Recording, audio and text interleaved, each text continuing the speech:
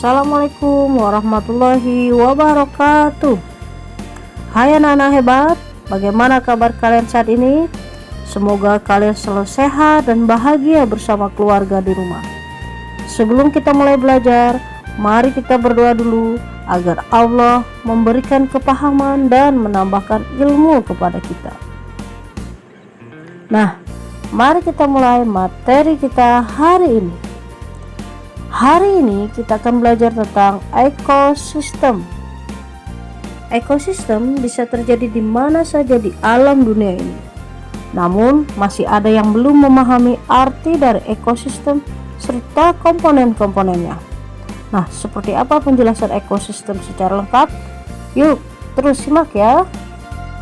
Berdasarkan buku Geografi, Jelajah Bumi dan Alam Semesta karya Hartono, ekosistem dijelaskan sebagai hubungan timbal balik antar manusia dan lingkungannya, di mana manusia merupakan bagian integral dari ekosistem tempat tinggalnya. Sementara itu, menurut Undang-Undang Nomor 23 Tahun 1997 tentang Pengelolaan Lingkungan Hidup, ekosistem adalah tatanan unsur lingkungan hidup yang merupakan kesatuan utuh menyeluruh dan saling mempengaruhi dalam bentuk keseimbangan, stabilitas, dan produktivitas lingkungan hidup. Misalnya, hubungan manusia dengan hewan, tumbuhan, dan alam sekitarnya. Komponen ekosistem sebagai daerah yang dihuni beberapa populasi, komponen ekosistem bisa dibedakan menjadi dua bagian, yakni seperti di bawah ini. Komponen biotik. Komponen ini merupakan anggota dari ekosistem yang berupa makhluk hidup, misalnya manusia, hewan, tumbuhan, mikroorganisme, dan protista. Dalam lingkungan ini terdapat hubungan-hubungan antar organisme yang saling menguntungkan maupun merugikan. Bahkan terjadi persaingan dalam memenuhi kebutuhan masing-masing.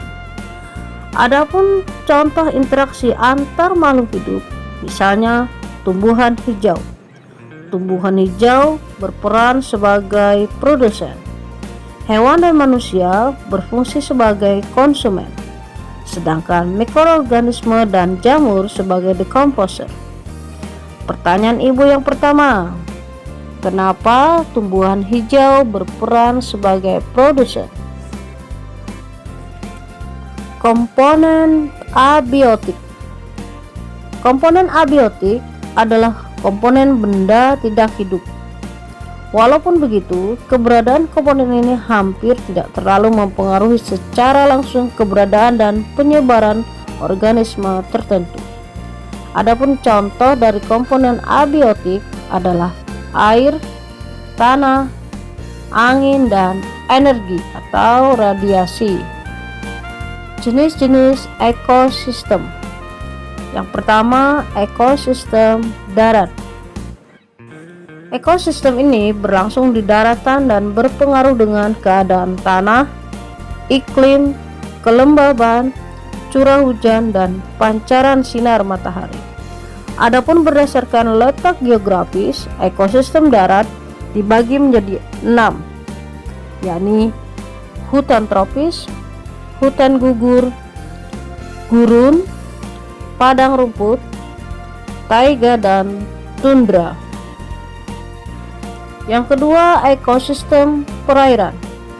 Ekosistem perairan dipengaruhi oleh pancaran cahaya matahari, substrat, dan jumlah materi terlarut.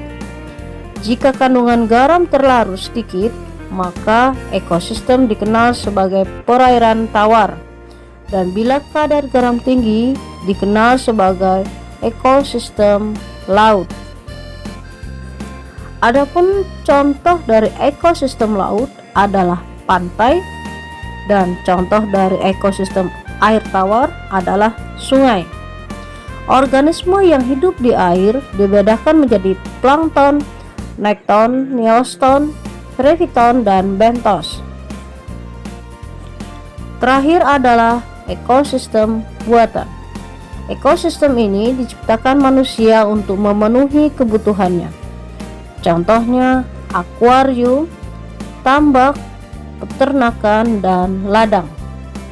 Pertanyaan ibu yang kedua, berikan contoh peternakan yang ada di daerahmu. Nah anak-anak, sekian materi kita hari ini tentang ekosistem. Terima kasih dan semoga bermanfaat. Wassalamualaikum warahmatullahi wabarakatuh.